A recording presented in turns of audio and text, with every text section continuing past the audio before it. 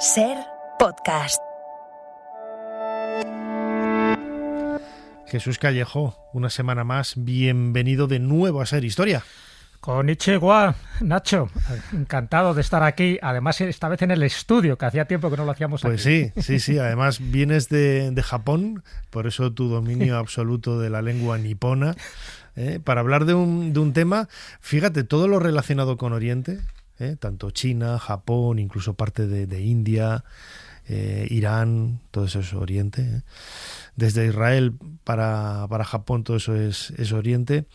A nosotros nos suena un poco extraño, es muy exótico, ¿no? Pero desconocemos la mayor parte de esos elementos, ¿no? Hay aspectos, pues los samuráis, como vamos a hablar ahora, ¿no? Que están un poco en la cultura popular, pero con muchos errores y muchos arquetipos y prototipos que nada tienen que ver con la realidad, ¿no? Bueno, sobre todo fomentados por las películas. Sabes que muchas veces nuestra cultura general viene a raíz de las películas y sobre todo si son películas estadounidenses sabemos que no suelen ser muy rigurosos con la realidad, con la verdad y con la historia. Y bueno, y en el caso del Último Samurái, ahora lo comentaremos, que hablaremos del verdadero Último Samurái, en fin, algo tiene que ver con la película, con Tom Cruise, pero no demasiado.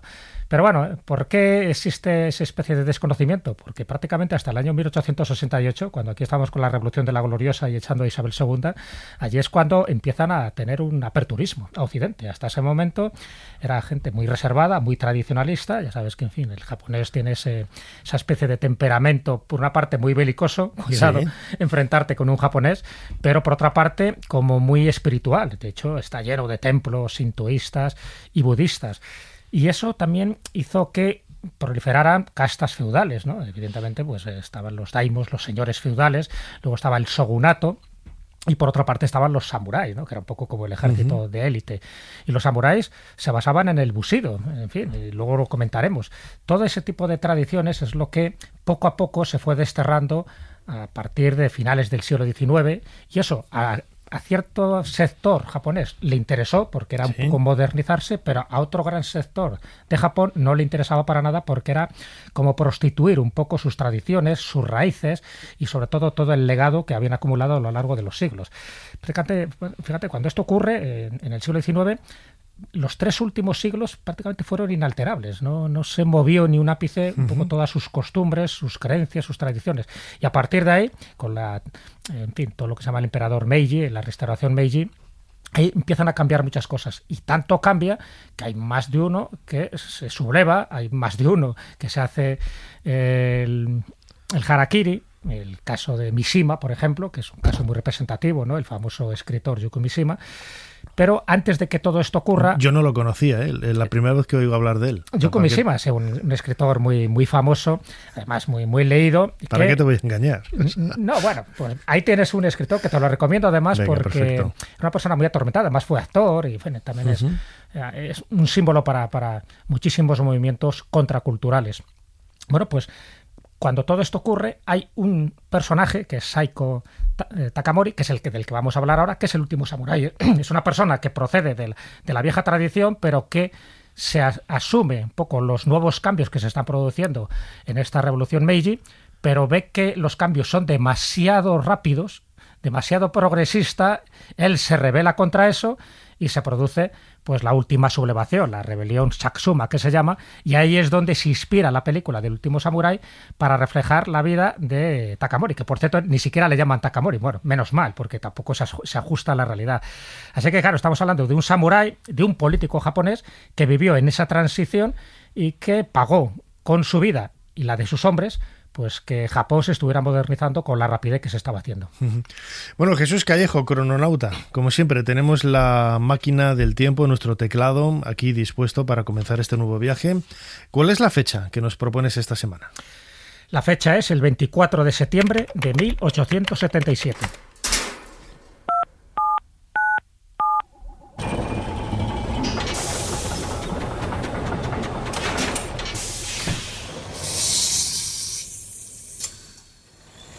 Adelante, pasen. Jesús Callejo les está esperando junto al cronovisor.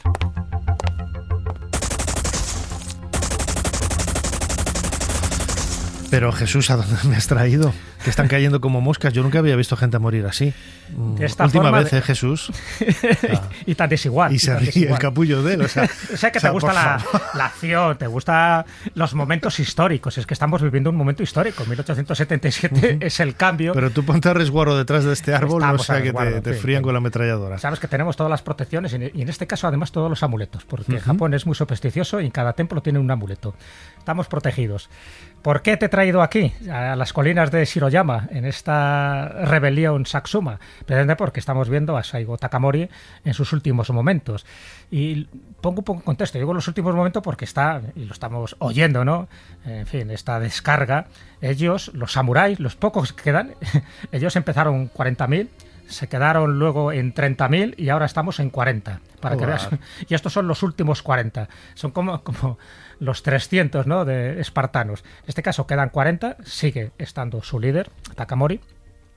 Y luego ahora comentaremos un poco por qué se llega a esta situación, ¿no? Porque él se convierte en un líder de esta revolución destinada prácticamente al fracaso y al suicidio colectivo, como así es. Bueno, pues en esta batalla de Shiroyama, en este día en concreto, ya unos días anteriores ya se han producido muchas bajas, ya te digo, es que están enfrentándose con el ejército imperial, ni más ni menos, ¿no? El ejército imperial de 300.000 hombres. Ya te digo que ellos parten de 40.000, se quedan en 3.000 en la última refriega y al final en esto solo 40. 40 donde ya su munición, porque es verdad que en un principio se enfrentan con armas de fuego, pero en este caso ya no tienen munición, ya no tienen armas de fuego. Se están enfrentando con sus katanas, con sus arcos, con sus flechas y algunos con sus lanzas. Sí, como si estuviéramos en la Edad Media prácticamente, ¿no? Exacto. Es una guerra totalmente desigual. Totalmente desigual. Lo que pasa es que es una guerra, y en este caso esta batalla es más simbólica que otra cosa. Ellos saben que van a morir, pero quieren reivindicar con su esfuerzo, con su sacrificio, con su toma de conciencia de que lo que se está haciendo en este gobierno Meiji no es lo correcto, por lo menos no es lo correcto desde el punto de vista de un samurái tradicional, que además estuvo implicado en ese gobierno años anteriores. Bueno, pues aquí lo que ocurre es que se está produciendo esa carga de la colina, mucha gente estará visualizando el último samurái, y efectivamente este es el último samurái, porque con sus katanas están efectivamente en una desigualdad de fuerzas tremendas. Él queda gravemente herido, Takamori, y aquí hay un momento incierto que ni siquiera con nuestro cronovisor podemos llegar a la verdad absoluta porque, bueno, hay toda una refriega, en fin, de polvo, del humo generado por esta batalla. Él se sabe que está herido, pero aquí se le pierde un poco la pista y aquí hay dos versiones. Una versión que es la más plausible y la otra que es más fantástica. La plausible es que él queda herido, pero evidentemente no quiere ser hecho prisionero. Para él sería una humillación. Entonces pide a uno de sus compañeros. Él se hace el harakiri, sabes que se eviscera con un cuchillo, pero para que sea completo el harakiri, el seppuku, como también se llama, le tienes que decapitar. Él no se puede decapitar, entonces manda a un compañero que le decapite y que esconda el cuerpo y la cabeza para que no sea profanado. Esa sería la versión lógica y por tanto no se ha encontrado. La otra es que él logró escapar y se fue a ciertos lugares, en fin, se habla que pudo ir a China, que pudo ir a territorios limítrofes para prepararse para una nueva rebelión. Nunca más se supo de él, con lo cual se supone que murió en esto. Pero, ¿qué ocurre? ¿Y por qué hemos venido a este momento clave del 24 de septiembre?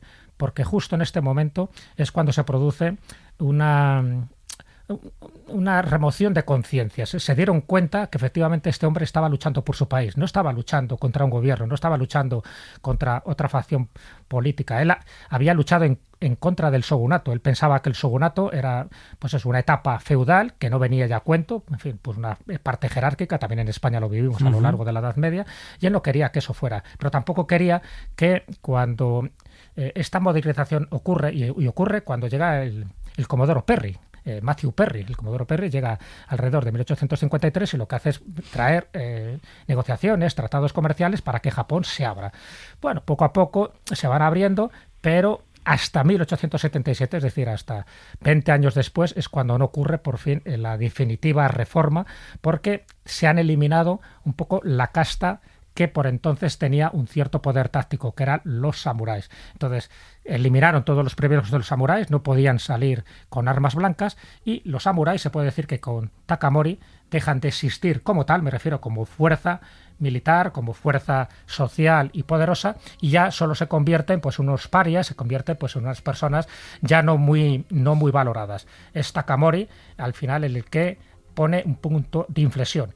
Luego, con el tiempo, una vez ya muerto, reconocen su valor y mira tú por dónde le empiezan a hacer estatuas. Yo cuando estuve en el Parque Ueno, en Tokio, vi una estatua, te he enseñado hace un ratito la foto sí. Y verás que no tiene el aspecto de samurái, era una persona así regordeta, vestido con un traje muy familiar, pero para nada con la armadura samurái. Eso sí, tiene la katana en el cinto y lleva un perro de paseo. Es que ese era Takamori, era una persona muy afable, era una persona muy popular, pero se vio obligado a encabezar esta rebelión porque se dio cuenta de que Japón ya no estaba siendo el mismo. Fíjate, has mencionado en varias ocasiones, yo creo que el arma, ¿no? Por antonomasia, cada vez que se piensa en los samuráis, más allá de esa fuerza, de esa violencia, que luego hablaremos de ello, de la katana. Vamos a escuchar, si te parece, Jesús Callejo, un fragmento de un documental de Canal Historia, precisamente titulado El último samurái, en donde se nos habla de la katana. Aún hoy, la forja de las tradicionales espadas japonesas, las katanas, sigue siendo un oficio artístico en Japón. Su artesanía recibe atención por todo el mundo. La katana japonesa en realidad busca la belleza de la misma espada. Con las espadas occidentales da igual cómo sea la hoja mientras corte bien. La belleza, por ejemplo, se puede conseguir decorando la vaina con joyas, pero no sería más que una belleza superficial. En realidad se trata de una demostración de la riqueza de cada uno. La katana, un objeto de fascinación durante mucho tiempo. ¿Qué aspiraciones guardaban los samuráis en esas espadas? La clase samurái nació en la era Kamakura en el siglo XII. Los samuráis portaron durante mucho tiempo largas espadas y armaduras de una artesanía superior. Esos bagajes servían para levantar el espíritu samurái y les ayudaba a imponer su presencia en el campo de batalla. Uno de los principales aliados de los Tokugawa, la familia Lee del prestigioso clan Hikone, fue conocida durante generaciones por su tradición de llevar armaduras rojas. Estas hacían que fueran temidos y conocidos como los ogros rojos. El espíritu samurái residía en la armadura, que simbolizaba autoridad, intimidación y, por supuesto, poder. Pero cuando terminó la época de las guerras civiles y el régimen feudal de los Tokugawa tomó el mando, los samuráis fueron obligados a respetar el gobierno del shogunado por encima de todo. Y cuando se estableció un periodo de paz, los samuráis abandonaron sus pesadas armaduras. Sin embargo, no pudieron abandonar sus espadas. Lo más importante para ellos debía ser la protección de su honor. Para protegerse físicamente podría valer cualquier arma, pero mentalmente los samuráis dependían de su espada.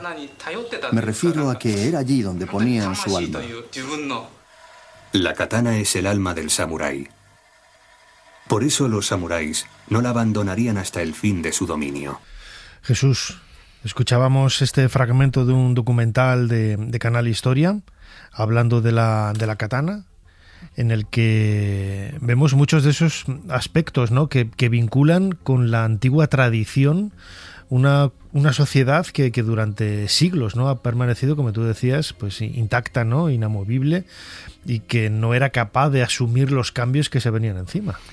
No eran capaces ni lo querían tampoco. Ellos pensaban que les había ido bien con este aislamiento y que no consideraban que Occidente les fuera a aportar muchas más cosas. Eso un sector, evidentemente el sector del shogunato y también de los samuráis. Sin embargo, Takamori sí que se diferencia un poco del shogunato. De hecho, él quiere que se elimine el shogunato Tokugawa porque considera que ya es algo desfasado. Y claro, y aquí se da un poco el elemento del bushido, que es muy importante tenerlo en cuenta, porque el código samurái y el código bushido dicta que el guerrero debe matar mirando al adversario a los ojos. Sí. Y claro, ya con armas de fuego eso no ocurre. Claro. Por tanto, cuando empiezan a imponerse las ametralladores Gatling, que es un poco lo que hemos visto en este cronovisor y un poco lo que trae el Comodoro Perry, este tipo de matar a distancia también estás derribando el propio bushido. Y eso evidentemente no gustaba nada porque estamos hablando de una serie de principios morales importantes. De hecho, el Bushido se basa en 7 virtudes principales que los samuráis debían cultivar. Esas 7 virtudes es la rectitud, el coraje, la benevolencia, el respeto, la honestidad, el honor y la lealtad. Es decir, que en todas estas virtudes estaban condensadas, estaban resumidas el carácter, ¿no? Cómo se forjaba el carácter de un samurái y poder vivir una vida honorable y digna. Entonces, claro, eso produjo mucho rechazo.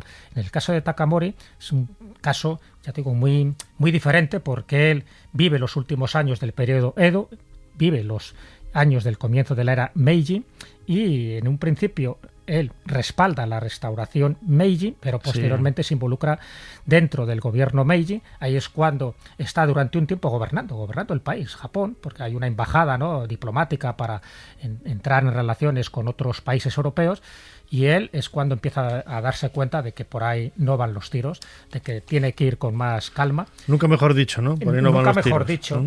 Y comete...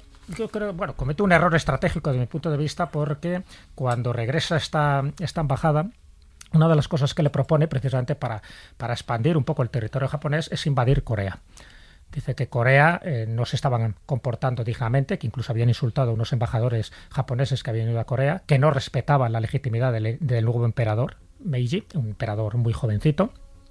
Y entonces él propone un plan bastante estrambótico. Él ya tenía un poco esencia de kamikaze, porque lo que le propone es que hay que declarar un casus belli, es decir, para anexarse Corea tiene que provocar un caso diplomático importante. Él por entonces ocupaba un puesto importante, era Sangi. El Sangi era como el consejero, era una especie como de ministro, ¿no?, japonés dentro de este periodo Meiji. Entonces él propone ir como embajador a Corea y hacer una especie de estratagema donde les va a insultar de tal manera que no les va a quedar más remedio a los coreanos que matarle.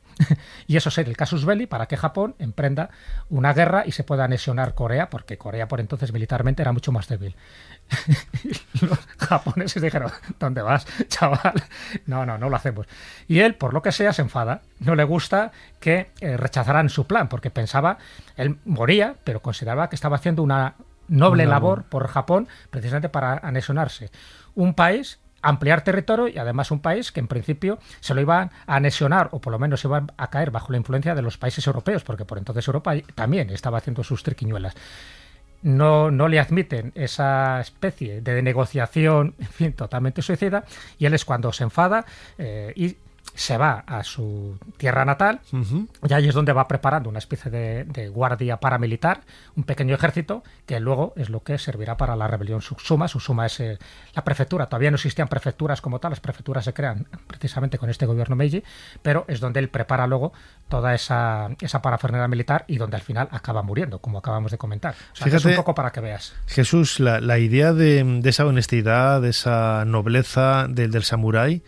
Luego vamos a escuchar dentro de unos minutos un nuevo corte de ese documental, El último samurái, pero está siempre vinculado mucho con la violencia, que llama mucho la atención. O sea, no es una honestidad, no es una nobleza y no es una bondad budista, ¿sabes? No, nada tiene que ver con eso, no es mucho más violenta y más expeditiva. Bueno, a ver, ellos tenían un concepto de la muerte como muy, muy cotidiano. Ellos sabían perfectamente que vivimos para morir, pero ellos que también querían una muerte digna. Es decir, no es que fueran gente violenta per se, pero si había que luchar y había que matar, no tenía ningún tipo de problema porque lo tenían como asumido dentro de su código genético, de su ADN y por lo tanto dentro del código Bushido.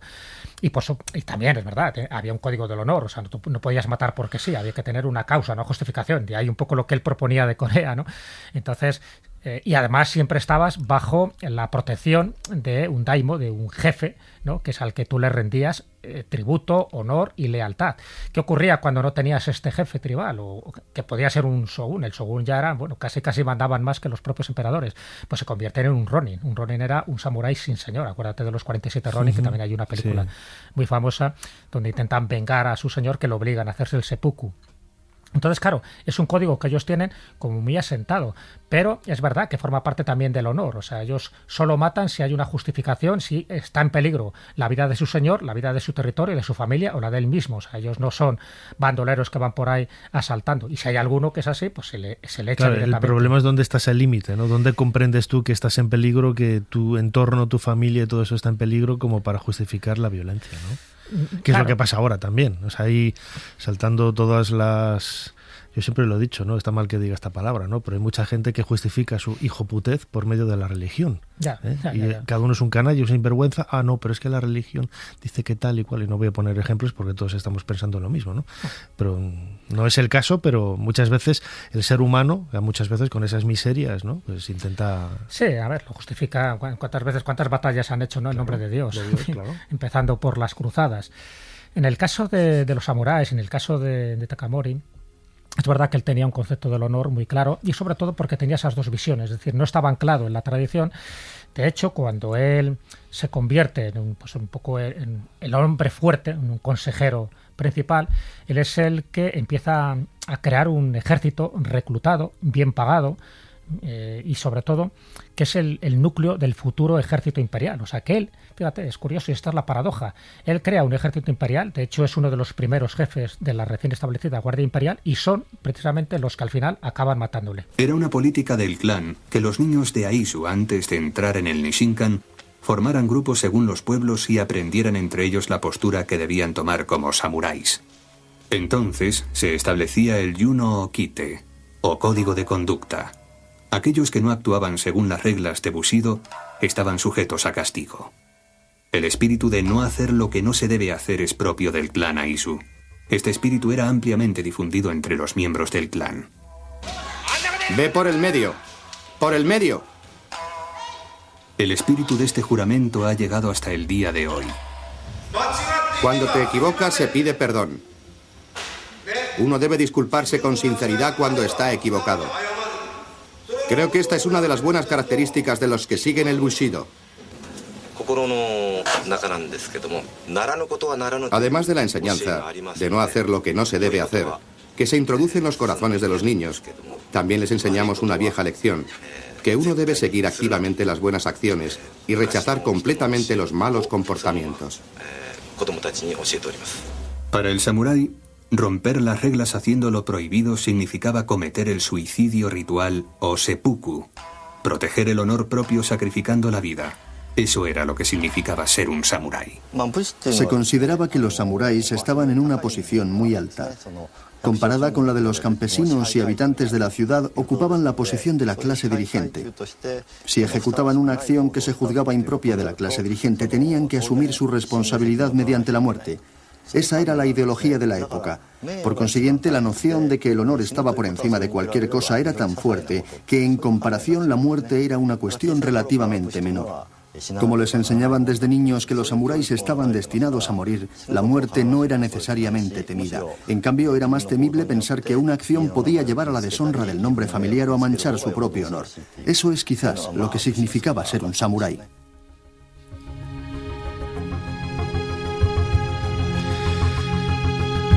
Fíjate, Jesús Callejo, crononauta, en este nuevo corte que escuchábamos de este documental de televisión de Canal Historia, El último samurái, la importancia de ese código ético de honor, ¿no?, de los samuráis, que en realidad, como sucede con todos, si lo llevas a rajatabla, bueno, pues realmente consigues una vida bondadosa, ¿no?, y una vida buena, ¿no?, hablando de forma bastante distendida y muy llanota, ¿no? Y todo ello, lo decías al principio, rodeado de una superstición, en la cultura japonesa que eso llega hasta nuestros días, ¿no? Llega a nuestros días, doy fe de ello. Imagino que en tu viaje te habrás hecho con amuletos de todo tipo. De todo, ¿no?, tipo, me conoces bien. Se ha traído, pero vamos. Cada templo había su amuleto, porque, a ver, hay como dos tipos de templo que a veces hay un sincretismo, ¿no? Por una parte es el sintoísmo, que es un poco la religión tradicional, es una religión, en fin, de hace milenios, además basada en los kamis. Los kamis son como divinidades que están en toda la naturaleza. En el fondo es una religión muy panteísta, porque la divinidad está en todos los lugares y se manifiesta y se representa a través de estos kamis que quedan reflejados en muchos de estos templos. Y por otra parte están los templos budistas. Por cierto, los templos kamis, en los templos sintoístas siempre hay una puerta, el tori, y esa puerta es un poco lo que diferencia la parte profana de la parte sagrada, ¿no? Con lo cual, si ves un tori, normalmente estás en un santuario sintoísta. Y luego están los templos budistas. Y los templos budistas, pues te puedes imaginar, es una religión que no tiene un dios como tal. O sea, Buda no es dios, fue su impulsor, el que estableció las normas, ¿no?, de un camino de evolución y de perfección. Pero están los bodhisattvas, y los bodhisattvas son un poco como pequeños santos que se han quedado aquí un poco para preservar el legado y para ayudar a todos aquellos que quieran salir del samsara, en fin, de la rueda de la vida. Entonces esto es muy llamativo porque los samuráis eso lo tenían muy claro, ¿no? Estaban un poco en esas dos percepciones religiosas, espirituales, muy supersticiosos. Por eso antes de entrar en batalla, incluso poniéndose la coraza, había todo un ritual. O sea, hay un orden determinado, había que purificarse. No te ponías la coraza tal cual como podía hacer un guerrero de la corte de Castilla de Fernando II y vamos a ver qué pasa. No. Había otro tipo de protocolo. Y de hecho, en el caso de nuestro protagonista, de Takamori, cuando él se retira, cuando él se cabrea un poco con el gobierno Meiji, él no intenta hacer una revolución para nada. Él se va a su lugar, ¿no? A Kagoshima, en su lugar natal, y lo que crea es una pequeña academia militar privada, precisamente para que no se pierda ese legado de los samuráis. Y de hecho él se dedica a la agricultura, en fin, a plantar allí sus nabos, sus tomates, se dedica a la caza, pero al final le convierten en el líder de la insurrección porque hay una serie de normas que se están estableciendo en el gobierno donde están eliminando todos los privilegios de los samuráis. Y no es que eliminen solo los privilegios, es que eliminan también la forma de su vestimenta, no pueden llevar armas blancas, no pueden llevar la katana. Entonces todo eso se consideró como una especie de agresión. Y Takamori, que el hombre estaba ahí cultivando sus nabos tranquilamente, al final le convierten en el jefe de la insurrección. Pero con la katana. Y por eso cuando se le representa, porque al final le perdonan, póstumamente pasan unos años y le perdonan un poco esa insurrección, y por eso hacen esas estatuas, y por eso en esa estatua aparece pues con un traje prácticamente de casa, ¿no? Como está ahí paseando a su perro. O sea, no se le representa como un samurái guerrero, feroz, con cara de cabreado, todo lo contrario. Es un poco como las circunstancias sociales, políticas del momento le obligan a rebelarse contra lo que él defendió y contra un ejército que él creo también. Entonces, por eso es un símbolo mucho mayor de los que nos podemos imaginar, porque es un símbolo del último samurái, realmente este sería el último samurái, y cómo, con dolor de su alma, al final representa y simboliza un poco el triunfo definitivo de la modernidad sobre el Japón conservador más anclado en las tradiciones. Él representó esa bisagra y al final pues pagó con su vida y la de sus propios hombres. Pero desde ese momento se le hicieron homenajes, se le hicieron, ya te digo, estatuas, se le hizo un poco de todo, y Yukio Mishima, en el año 1970, el caso que te he comentado, de alguna forma él intenta reflejar lo que hizo Takamori. Es inmolarse, o sea, se va al cuartel general del ejército, fíjate, suelta su discurso diciendo que Japón ya no es lo que era, que hay que volver otra vez al siglo XIX, y como un acto de honor, de rebelión, porque suicidarse con el seppuku es muy complicado, porque no mueres de repente, en fin, te visceras, acaban saliendo todas las tipas, en fin, es muy desagradable aquello, y lo hace delante de la plana mayor del ejército. Y luego un compañero suyo tenía la obligación de cortarle la cabeza, pero claro, estaba tan nervioso su compañero que le dio 3 tajos distintos hasta que le cortó la cabeza. Entonces debió ser un espectáculo horroroso, pero generó lo que él quería, que era esa especie de catarsis, de trauma, de conciencia social para decir, vale, yo muero, pero que sepáis que lo que estáis haciendo no es lo correcto. Lo ideal sería que hubiera un Japón moderno y un Japón tradicional. Yo es lo que he visto, pero lo que he visto no tiene nada que ver con lo que había hace 30 años, y lo que había hace 30 años en Japón no tiene nada que ver con lo que había a finales del siglo XIX. Todo eso va cambiando, algunas cosas para bien y para mal, pero me llamó la atención que a día de hoy siguen siendo muy espirituales, muy supersticiosos y en algunos casos muy anclados todavía a ciertas tradiciones. Así es un poco el Japón de hoy, mirando sin perder del horizonte, en este caso del pasado, una historia milenaria que nosotros hemos querido focalizar, ¿no?, en la figura de Saigo Katamori, el último samurái, y que bueno, que nos hace reflexionar también sobre lo distintos que somos los seres humanos en diferentes lugares del planeta, ¿no? Porque las tradiciones que vemos allí no tienen nada que ver con las que vemos en otros lugares de nuestro querido planeta azul. Jesús Callejo, crononauta, como siempre, muchísimas gracias una vez más por habernos ayudado a hacer un poquito más de historia. Muchísimas gracias a ti. Hemos reivindicado la figura del samurái y, como diría un buen japonés, sayonara. Sayonara.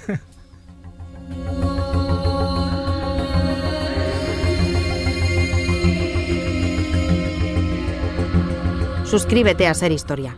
Todos los episodios y contenidos adicionales en la app de Cadena Ser y en nuestros canales de Apple Podcast, Spotify, iVoox, Google Podcast y YouTube.